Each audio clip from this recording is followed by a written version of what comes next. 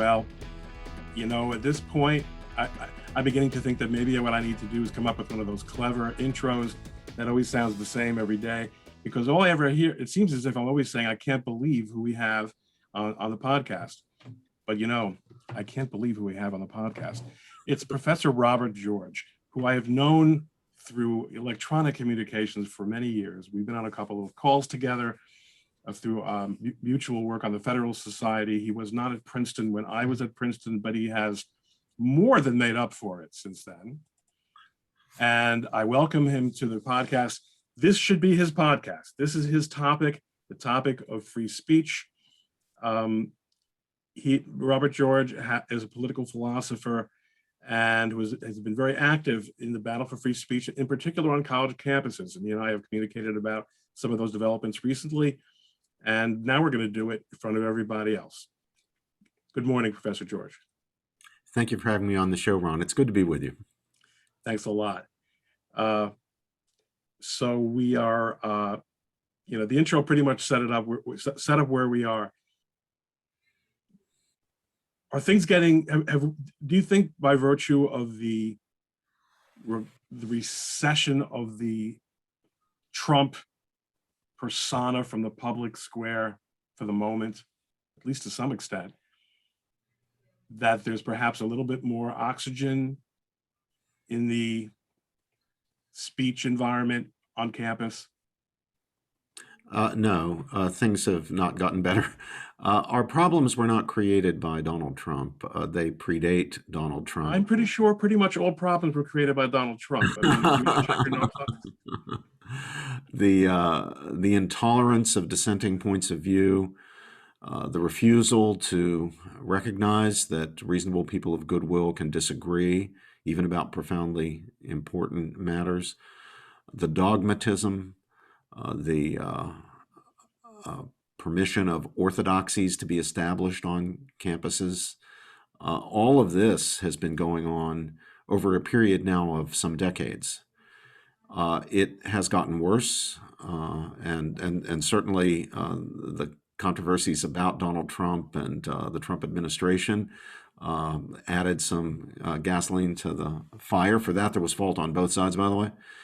But he didn't create the problems. They predated him. His receding to the extent that he has receded from the public dialogue has not made these problems go away or even significantly lessened them. We still live in an age on campus of dogmatism, of an unwillingness of people to recognize that reasonable people of goodwill really can disagree about issues that they deeply care about, basic issues of morality, justice, human rights, the common good.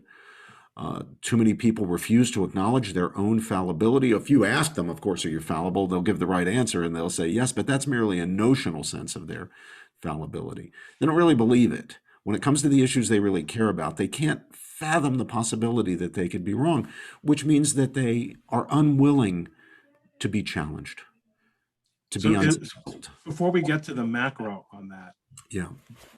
How does is that something that you're seeing in the classroom? Yes, although in my own classroom, I've been blessed to see really very little of it. I fear that part of that is self-selection. Okay. Well, my students really do represent the spectrum politically, from libertarians to social conservatives to old-fashioned traditional Burkean conservatives to old-school liberals to left liberals to radical left people who wouldn't even accept the label liberal. While the spectrum is represented in my classes, students tend to take my classes. The students who tend to take my classes are students who really do believe in free speech. They want to hear a different point of view. They wouldn't be in my class if they weren't interested in hearing different points of view. Of course, your class is not a class about, it's not a class in which you're discussing current events as such. Yeah. I mean, that might come up in the course of hypotheticals, I imagine. I mean, what courses are you teaching right now? When you envision what? Yeah, I teach constitutional interpretation. I teach civil liberties, which touches all the current hot button issues: affirmative action, abortion, death penalty, euthanasia, racial issues, civil rights. We study the spectrum. But the students know when they walk into my classroom that although I'm a person with a point of view, I am an old-fashioned conservative, uh, they are going to hear competing points of view. If you look at my syllabus, and they all see it in advance, they see it before they have to make a final commitment whether to take my class. They see that the best possible readings representing different points of view, yes, my own, but also strongly critical of my point of view, are going to be on that reading list. They're going to be reading them. Whether they like them or not, they're going to be reading them. In my lectures, they're not going to hear me pontificate about my own point of view. They're going to hear me present the very best arguments for competing points of view. My conservative students, Ron, would be the first to tell you that it's probably rougher to be a conservative in Professor George's classes than to be a liberal. I'll give you a hard time if you're a liberal, but I'll give you an even harder time if you're a conservative. And Well, that's yeah, I would expect that. psychological on my part. I want to make sure the conservative students have really reasoned their way to their position and not just adopted it for emotional reasons or tribal reasons or simply to be contrarian. I believe there's a fundamental difference between education and indoctrination. And I think indoctrination, not only is it not education, it is the very antithesis of education. So I refuse to do it. I refuse to do it for my cause, and I'm appalled when anybody does it for their causes. I haven't done my job unless my students know exactly why reasonable people of goodwill on whatever the issue is can and do deeply disagree. That means they have to hear the best that has been thought and said on the competing sides of the issue. It's not my job to tell them what to think. It's just not. It's my job to help them to think more clearly, more deeply, more critically, including self-critically, and above all, for themselves. So much of our problem is that students allow other people to do their thinking for them. They let the New York Times do their thinking for them. MSNBC do their thinking. A few, the minority or conservatives, sometimes let Fox News do too much of their thinking for them. But thinking is not something you can outsource. There's certain things you have to do for yourselves. I mean, going to the bathroom, nobody can do that for you. You got to do that for yourself, right? Same with thinking. You've got to do that for yourself. And that's my job as a teacher, to help students to think for themselves. So now, to echo what you said a minute ago about how every person considers himself the reasonable person. Yeah. A term that I was exposed to, actually, I think it was the reasonable man in the 80s still. Yeah, that's the old standard in tort law. Right. By James Ward Smith. Yes. In the philosophy department. The only philosophy course I took, Philosophical Foundations of Democracy. And everyone considers himself that reasonable person. And yet, as you say, they don't necessarily know what that entails. Now let's take it a step up. The approach that you just described for the classroom,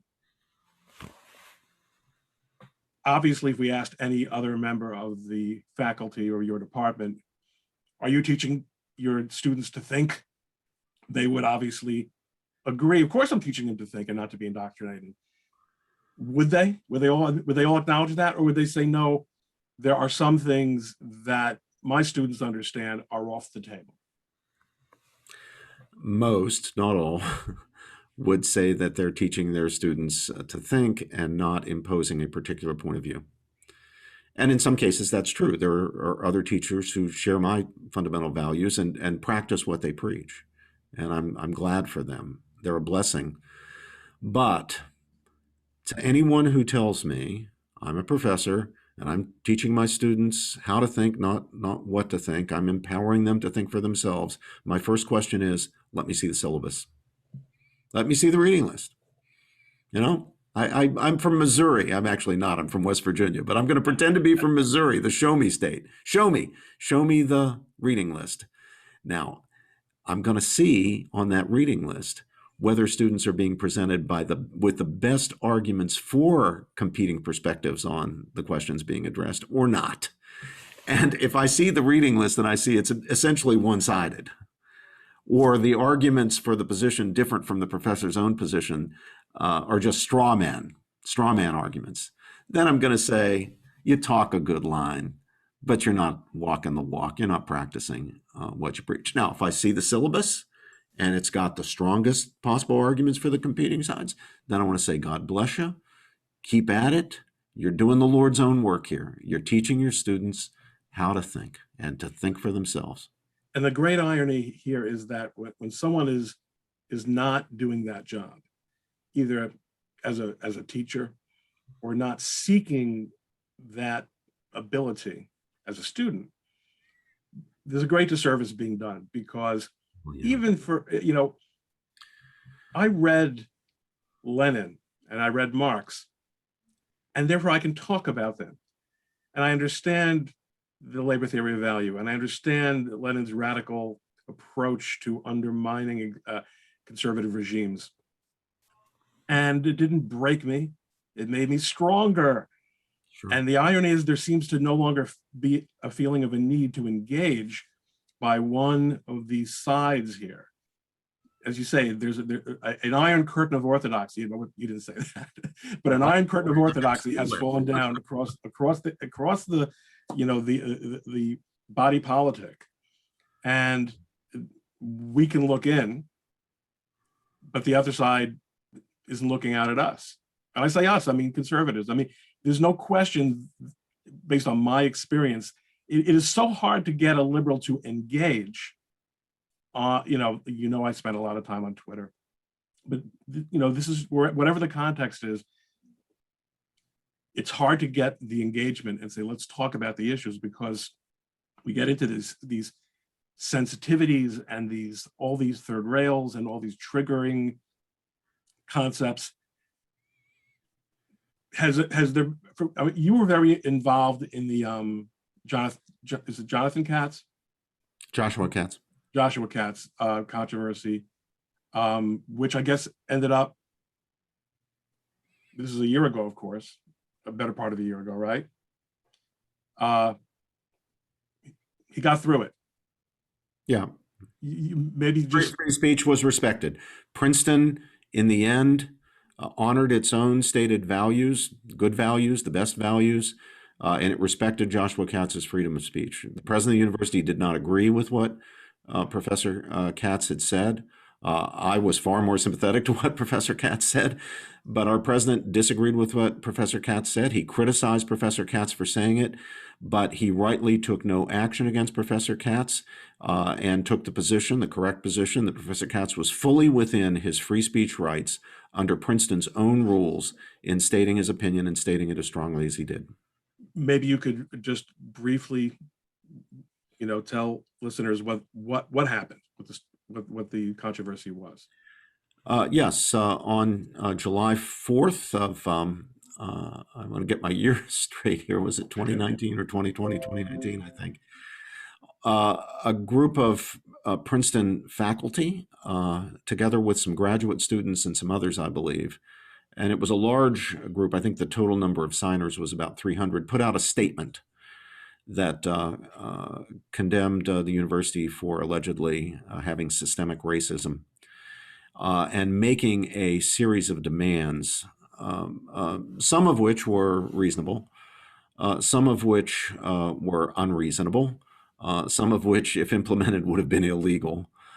Among the most outrageous of the demands was the demand for the creation of a committee at the university, a faculty committee, that would be charged to investigate the research of Princeton faculty members in order to discover which Princeton faculty members were engaging in racist research. Racist research as defined, racist as defined by this committee. Well, I mean, this is an outrageous assault on freedom of speech, on freedom of thought, on the basic values and mission of the university. And of course, there was no way that President Eisgruber was going to go along with any nonsense like that. No self-respecting academic, certainly no self-respecting president of an institution of higher learning would do that. Well, there are a lot of clearly there are a lot of non-self-respecting yeah, well, that may be out there, but thank God Princeton is not one of them just yet. Yeah. So in response to this, but this was a result. Okay, yes. In response to this, Go on. I'm sorry. Yeah. Yeah, in response to this, people criticized the letter, the so-called July 4th letter. I was one of the people who criticized it, pointing out that, I mean, demands for things like, a committee to rove around investigating professors' research for racism was outrageous.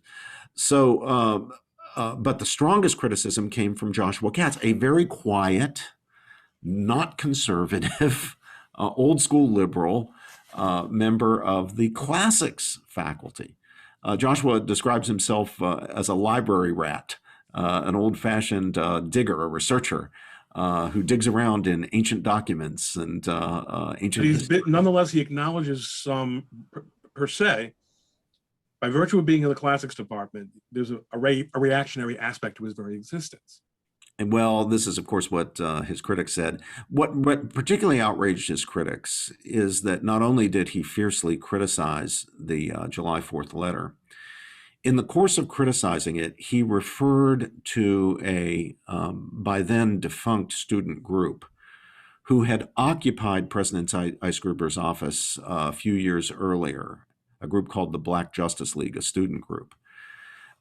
Professor Katz referred to them as a local, small local terrorist group, but making clear by the context that he was not accusing them of violence. He was using terrorism to mean a group that tried to get its way by inducing fear in other people, which is precisely what this group had done. It had attempted to get its way when it was occupying President Eisgruber's office, making demands, including some very unreasonable and outrageous demands. It was trying to get its way by, in effect, threatening anybody who saw things differently with being attacked on social media, being accused of racism, having their future job prospects or educational opportunities harmed by being labeled, by being defamed as racists. Especially mistreating Black critics of the Black Justice League.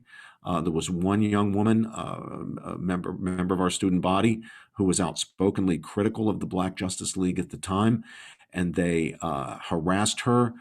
They tried to defame her.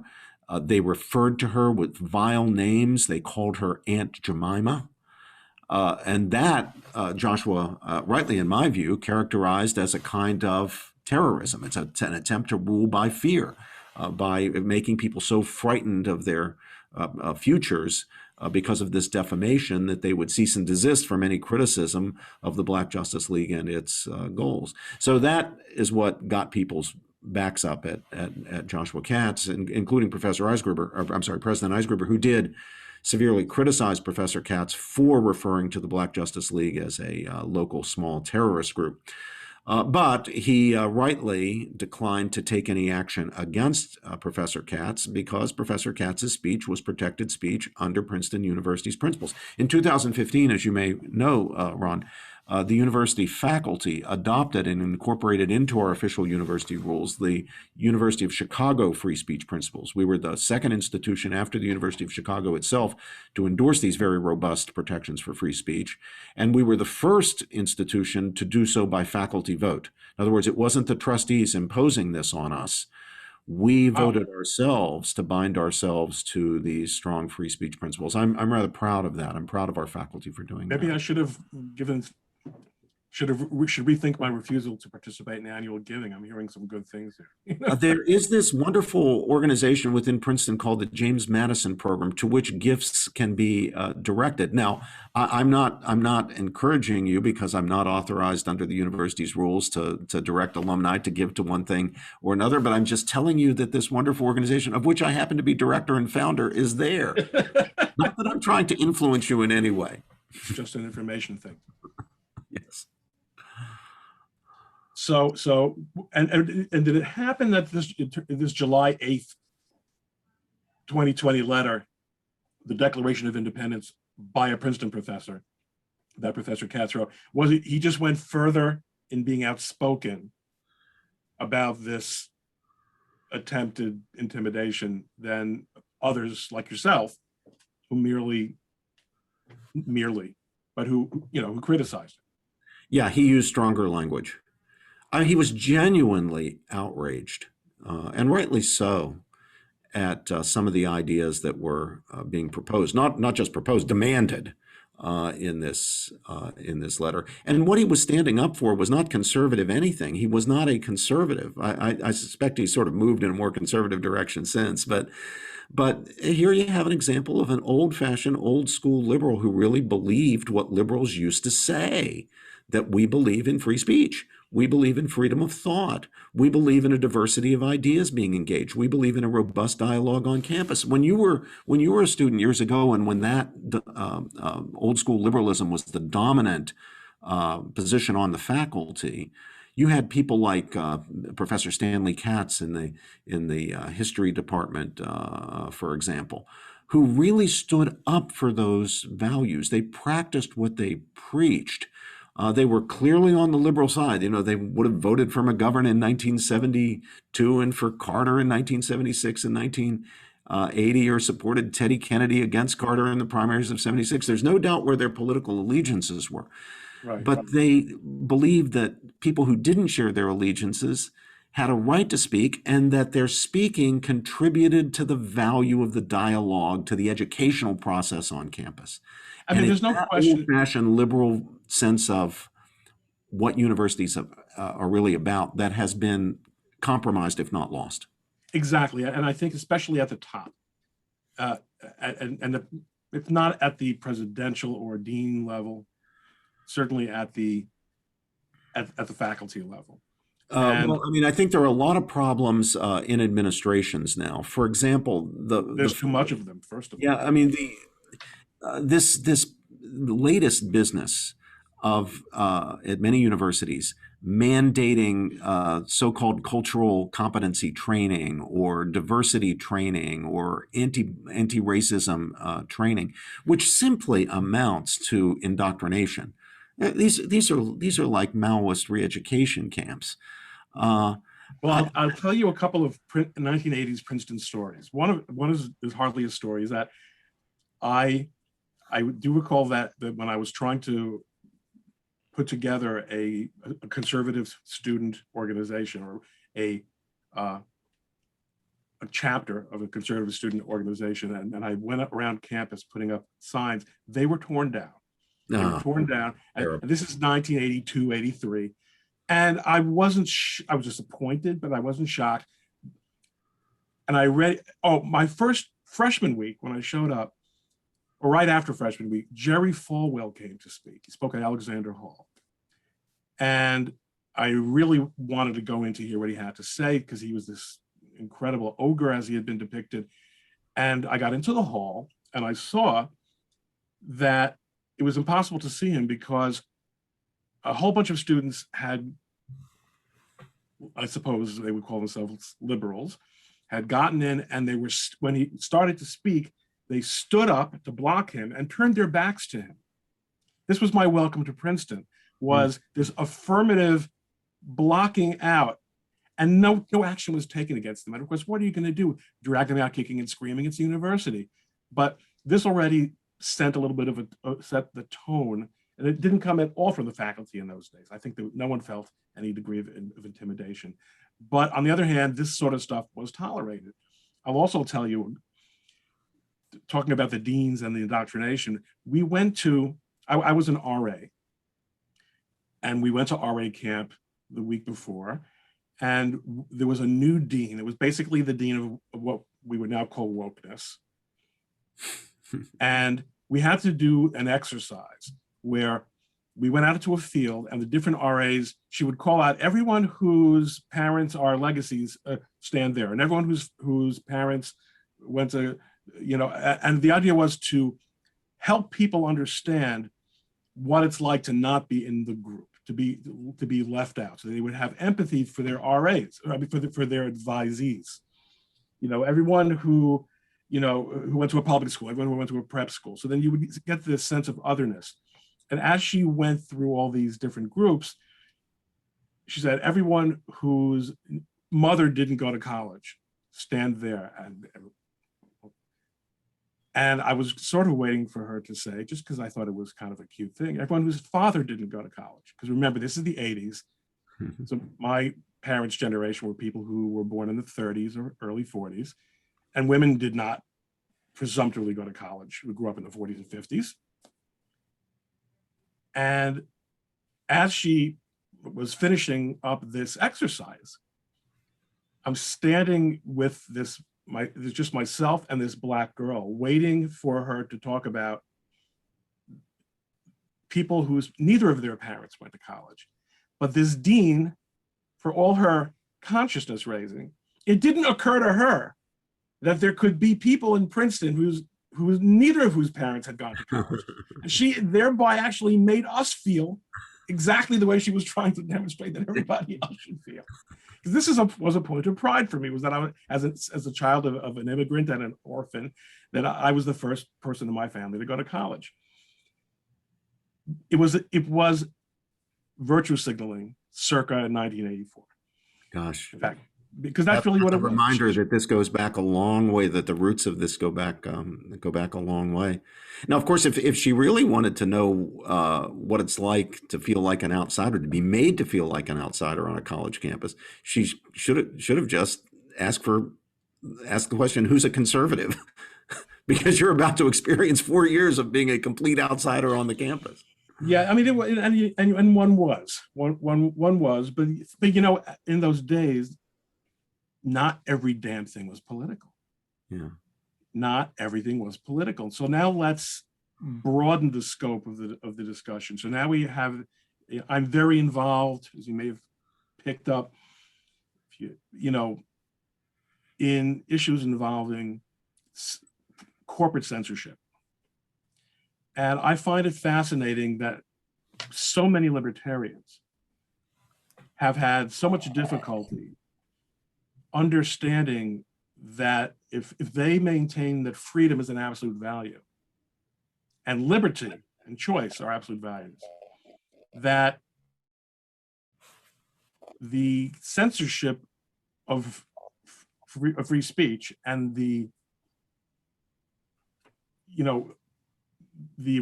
reduction of liberty and freedom should be regarded by them as offensive, as if it were done by a government. Is this something that you discuss at all in your classes, that what happens when you get to a regime where,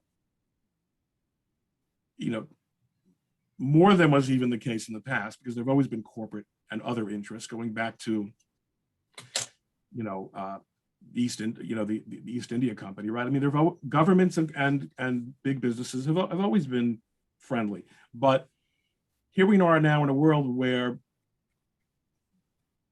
people are being kicked off these platforms that most students in college consider to be an inalienable right to be on Twitter, an inalienable right to be on Instagram, an inalienable right to be on Facebook. Do they think are they comfortable with that kind of censorship? Are they wrestling with this idea that freedom can be reduced, and that it matters if freedom is reduced, even if it's not done in a building that has columns in the front? Yes, conservative students are very interested in tech censorship on Facebook and Instagram, Twitter, and so forth. And of course, the entire conservative movement is wrestling with this. And part of the reason it's so challenging, I think, for conservatives is that conservatives are deeply, and I think rightly, invested in the distinction between the public and the private.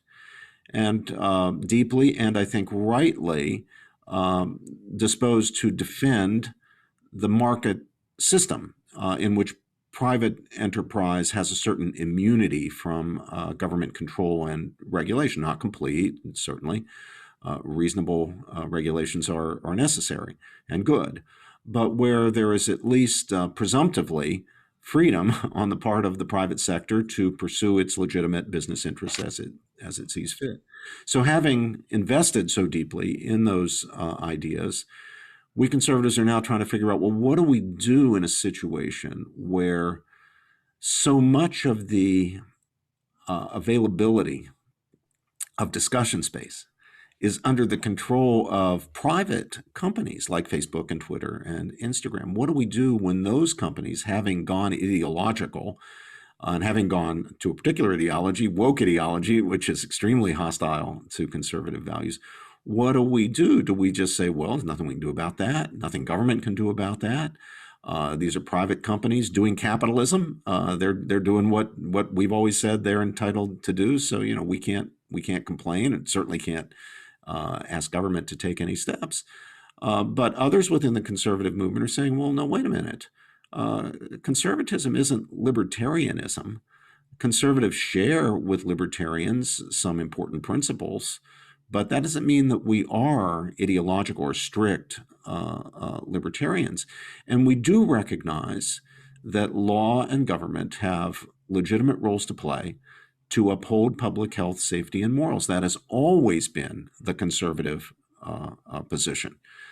We don't want government intervening where the job can be done, that needs to be done, can be done by private initiative or by the institutions of civil society. We believe in the principle of subsidiarity. That is a strict conservative principle. And many times that leads us to the same conclusions that our libertarian cousins reach. But we're not libertarians, and sometimes we don't reach the same conclusions. So I think, and I think the trend of my students thinking, I want them to think for themselves, but my sense from many conversations with students, conservative students, is that they are open to trying to figure out what the reasonable regulation of tech to ensure robust free speech in our society now that so much is dependent on tech platforms. They're open to the possibility of reasonable regulation, but we need to debate and think hard about what count as reasonable regulations. Should operations like Facebook and Twitter be regarded as common carriers? Treated as trains were treated, passenger trains were treated in the old days, and are really even treated today, where they've got to take all customers. I mean, unless somebody is drunk or violent or potentially contagious or what have you, you got to take the guy. You can't say, nope, we don't like your politics. We're not going to let you put you on the train from Hoboken to Manhattan. Or we don't like you because you're Catholic or Jewish, or we don't like you because you have an Indian or Japanese ethnic background. They can't do those things. They're common carriers. They are public accommodations, and therefore they've got to basically take all comers. Now, the same rule, a variant of that rule, could be applied to the big platforms. You can ban people for obscenity, for intimidation, threats. Those shouldn't be allowed on these platforms. But of course, those are unprotected categories of speech in our general constitutional law. The government can ban obscenity and does. The government can ban defamation. The government can ban intimidation and threats and so forth. So there may be a way forward here, but I think conservatives are here in the long run not going to be inclined to stick with a strict public-private distinction and conclude that, well, since these companies are private, there's really nothing that can be done to require them to be fairer on free speech issues. No, and I think only really a very thin sliver of libertarians among those on the right are still taking that position. Yeah. And one friend of mine keeps reiterating a point, which is that if you think it's bad now, and I'll grant you it's bad now, do you want to put the regulation of content into the hands of the government? Well, what we found out last week on Wednesday, and then it was reinforced on Thursday, was the president's spokesman admitted it's already doing that. Yeah. And if this was so over the top that even the American Civil Liberties Union finally this week said this just could be a problem. That's a gigantic breakthrough. God bless them. Even the American Civil Liberties Union, which professes itself to be in favor of civil liberties, has finally come out in favor of civil liberties. How about that? Well, Well, miracles never. at least one. You know, Ron, one of the great falsehoods I think that's widely believed on the left is that big government is needed because we need a counterpoint or a counterweight to big business. The truth of the matter is, nobody loves big government more than big business. Big government and big business are in bed together every night of the week, every day of the week. But when you and I were coming into our political maturity, it was the case that captains of industry were, especially of a national scope, were more apt to be Republicans, more apt to, because it was understood that Republicans looked out more, had more of a market orientation, were less supportive of unions, all the traditional things. Certainly now, anyone under that illusion, like you said, these are talking points from the 70s. Yeah, well, those were the days when we had something closer to markets. That's the other point. I'd love to get to a point where we actually do have markets. We had something closer to a market economy.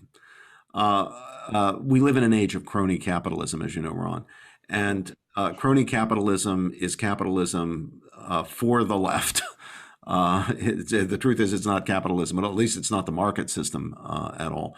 And as long as government can be used, big government can be used to increase barriers to entry to upstart firms that can compete with the big boys who can afford to pay those costs, the big boys are going to be all in favor of Democrats and government regulation.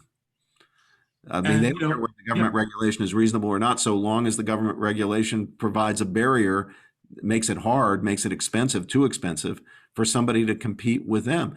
The problem with our system is not that we value competition. It's that we don't value it enough and we don't have enough of it. If there were more competition in the tech sector, we would all be better off, and we wouldn't be worrying about this free speech problem, by the way. Because for sure not. Would take care of it. We have been on an antitrust vacation. Yeah. For the last 30 years, minimum. Some would say far more than that. And acquisitions and mergers, as well as a host of anti-competitive conduct, are simply winked at. And one of the things I found extraordinary, maybe it's beginning to break a little bit, is that just as every state has a little FTC acts, every state has its own anti-competitive conduct acts that mimic the Sherman Act, the Clayton Act to some extent. States have these powers, and there are states that are conservative. A couple of them are starting to stir a little bit. A state can do in this system, can do a tremendous amount to throw a monkey wrench into the works of what is essentially a global, enterprise. It hasn't really happened. And one of the things you mentioned about the natural inclination of conservatives toward respecting private property. Some people are frequently asking me, because of my involvement in these issues, wasn't there a Supreme Court case that suggested that company towns are like a public square? And I explained to them how the Supreme Court basically really retreated from that position. And when it was mentioned by Justice Thomas in a dissent or a concurrence, I think it was Alito and Roberts, they were all over him like white on rice, because conservatives don't want to go there. Conservatives don't want to be in a world where we're going to start declaring massive changes in the boundaries of what is private and what is public. And it seems like you do have this sort of be careful what you wish for thing and unintended consequences. If you say, I want it for big tech, I want to say that Twitter is the public square, do you also want to say it for your private club? I was on campus at the very end of the era, the Sally Frank challenges to Oh, Ivy League. it was I a mean, to the challenge Ivy to Club. all male private clubs on campus. We don't have fraternity, at least we're not supposed to have fraternities. I think they function secretly, but we do have what's called eating clubs. That's what you're referring to, of course, Ron. Right. And after coeducation was introduced, when women joined the undergraduate student body, they'd been in the graduate schools for some time, but when they joined the undergraduate student body, there was a lot of pressure on the clubs to themselves go co-ed and admit the women students. Some of them did, some of them held out, and then a woman named Sally Frank brought a lawsuit to try to force the holdouts into line. And eventually she won. Did. And and one of the reasons that it took her so long to win was that there was a very cogent argument that although these clubs received a great deal of support from the university, they were independent, privately owned clubs that happened to be adjacent to the university, but they had their own endowments, their own buildings, their own management. And it came down to stuff like, well, the university phone system is integrated. Yeah, they were on the Centrex system. That was something that counted as making them part of Princeton University. I remember that. Yes, so that's a classic case of legal realism. The judges at this point had decided they knew where they wanted to go, and they were going to. and Princeton folded, and it was probably a politic thing to do at that point. But you know, when I interviewed Michael Knowles a couple of weeks ago, he has this theme in his writing that these little concessions are what end up getting us to where we are now.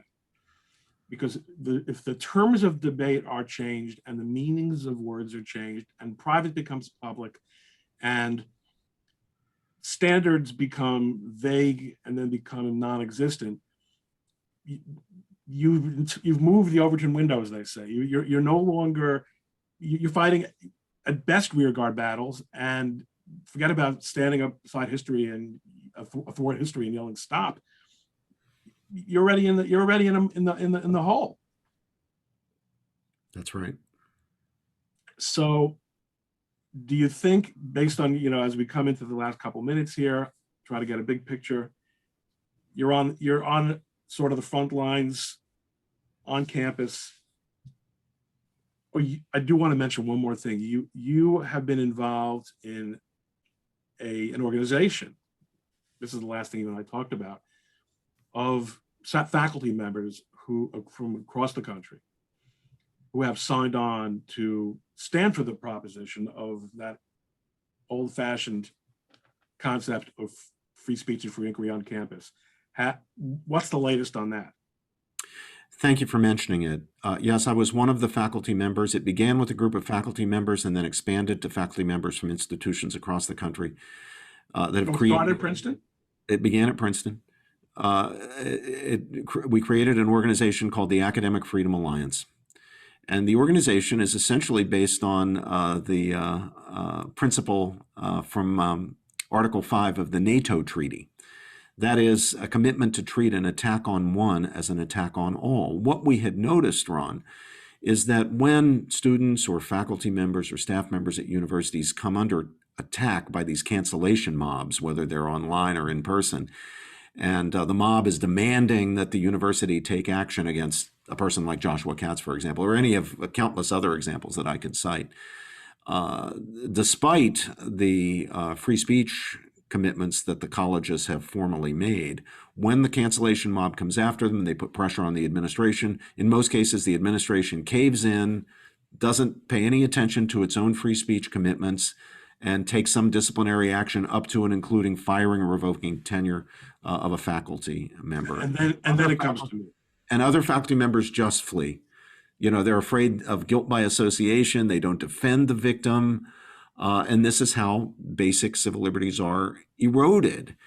So we decided that we needed a way to ensure that when an individual faculty member exercising his or her free speech rights spoke up and came under attack, has had his free speech or her free speech rights attacked, that the rest of us were committed to standing behind that person, standing up for that person, providing moral support We also raised money, or continuing to raise money, to make sure there's a legal defense fund. So it's not just moral support, it's financial support, so that people have legal representation, have legal advice early on. They don't make mistakes that compromise their case against the university when the university has violated either its contractual obligations, this would be in the case of private as well as public universities, toward faculty members in virtue of the commitments that the universities make in their public materials to honor free speech, or in the case of public universities, of course, First Amendment guarantees. Well, we've been just delighted with the success of our organization. There were 200 and something founding members, many of the most distinguished academics in the country.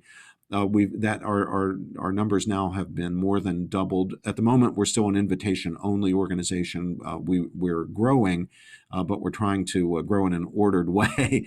So we're not yet a by-application organization, although we hope to get there. We're chaired by my wonderful colleague, great defender of free speech, Keith Whittington. I'm on the governing committee, which is called the Academic Committee, together with Keith and 7 other academics from around the country. But we're hoping that the success that we've experienced so far in defending faculty members around the country can be replicated many, many, many times over, and that similar organizations will be created to protect the rights of students and the rights of staff members at universities, who are also subjected to all sorts of violations of their rights. We're really here complementing the excellent work done by some other organizations, especially those devoted to legal defense of free speech on campus. The Foundation for Individual Rights in Education is a kind of effective partner of ours. They're wonderful. They're not a membership organization. They're not an alliance in the way that we are. They're a public interest law firm, but we share fundamental values with them, and we cooperate with them. We remain in touch with them. They're a great organization. And there are others as well. So thanks for asking about it. Well, I'm so glad I did, because I don't think I spent the time I should have to understand this really novel approach you took. Of attack on one is an attack on all, because what it does, of course, is it gives its members the freedom to say, the freedom to not only say what anyone would say in such a situation, which is, I'm not endorsing what he said. I'm not endorsing what he said. I've got nothing to say about what he said. I'm just saying he should be allowed to say it and to keep his job and to not have to sell his house and all the things. Exactly right. And it's a gigantic problem in the spheres that I operate in. That one of my clients is Gavin McInnes, an outspoken entertainer, an iconoclast, who was viciously deplatformed, and I represent him in a defamation action in Alabama, which the judge has dealt with by not ruling on a motion to dismiss by the Southern Poverty Law Center for 2 years. He hasn't ruled on it. Are you up against the New York Times against Sullivan actual malice standard? Is that the problem on your end? We don't have a problem, because we believe, and we've argued that that we readily demonstrated malice. He is you can meet the standard? Yeah. Oh, yeah. Certainly under Alabama law, but even under New York law, especially after the Palin case a couple of years ago. But I think the judge maybe recognizes that too, which is why he hasn't ruled on it. But what I found really disheartening was how few institutions in the conservative world, see, because Gavin founded the Proud Boys.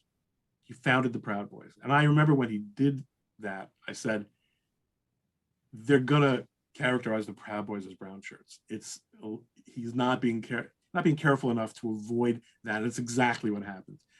So he was deplatformed after a violent incident where Antifa guys and Proud Boys came to blows in New York. Only one side, of course, was prosecuted. But my point is, nobody other than other relatively fringy personalities stood up for him. And I don't know if there's a way. The good thing about your organization is that those who are invited obviously are meeting certain criteria. What criteria? They're members of faculties. They're respected academics in the world of social media, in contrast, or podcasting, or whatever, these fantastic millions of flowers that are blooming in the world of free speech outside of the corporate media. You don't have these objective standards. So, in other words, you can say, we believe that there's an academic freedom principle at stake here, and that's why we're doing this. But everyone is on social media until they're not on social media. Yeah. So it's a little bit harder, but it does. A light bulb did go up over my head when I heard you explain it that way, because it would be great if we could find a way to make it safe to defend free speech without being called a Nazi lover, or all the. You know how many times this guy you're looking at right now has been called a Nazi because of the clients that he represents? This Orthodox Jewish guy I'm looking at. I'm the worst. I keep failing the test for advanced Nazi too. I don't know why it is. Professor George, fantastic having you on. I'm glad we got a chance to chat. This is in the category of, you think I could get Professor George. So it's really great to talk to you. I'm going to keep a closer eye on your on the faculty. Give me the name of it again. Association. See, the Chronicle of Higher Education won't let me read the article. Which, Ron, I should point out that one of the great things about the Academic Freedom Alliance is its ideological diversity. I mean, we represent the spectrum of political views, but all united in believing in the importance of free speech, especially on campus, because without free speech, you cannot prosecute the truth-seeking mission of universities. Of course, I'm one of the founding members, but so is my friend Cornel West, who's as far to the left as I am to the conservative side of the spectrum. And I would say we're pretty much evenly balanced between people on the left and people on the right. But these people who are on the left, who are part of our organization, are not the kind of people on the left who want to shut down other people's speech. These are old-fashioned liberals who really do believe that other people have a right to talk. Well, it's going to be interesting to see if this reinvigoration of the ACLU on that issue. I'll believe it when I see it. But the idea that it's really an historic, because I actually really thought that free speech was no longer their interest, and that they fundamentally were focusing on, new and exciting variations of human rights that the founding fathers certainly never envisioned. Thanks again. My pleasure. Again, Thank you. Soon, I hope. Thanks again. Bye-bye now.